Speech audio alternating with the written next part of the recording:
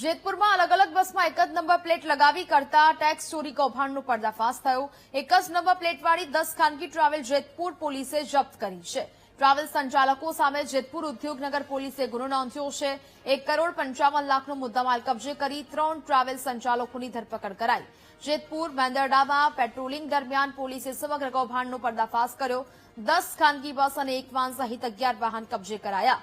આરોપીઓની પૂછપરછમાં છેલ્લા 3 મહિનાથી કૌભાંડ ચાલતું હોવાનું સામે આવ્યું। ટેક્સ વીમો અને રીપાસિંગ ટાળવા ખોટી નંબર પ્લેટનો ઉપયોગ કરાયાનો આરોપ છે। સરકાર સાથે ટેક્સ છેતરપિંડી તેમજ પોલીસ અને આરટીઓને ગેરમાર્ગે દોરવાનો આરોપ લગાવાયો છે।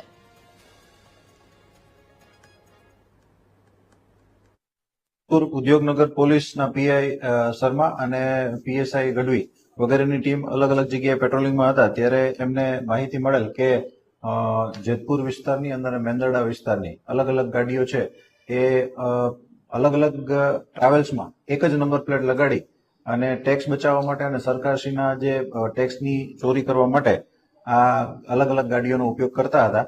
તેમાં એક ગાડી નંબરની સેમ ગાડી સૌરાષ્ટ્રમાં હાલતી હોય તો બીજી સુરત પટ્ટે હાલતી હોય એ રીતના એમને માહિતી મળતા તેમણે વિધિવત વોચ ગોઠવી અને રેડ કરતા આ જે 2 અલગ અલગ એફઆઈઆર દાખલ કરવામાં આવેલ છે।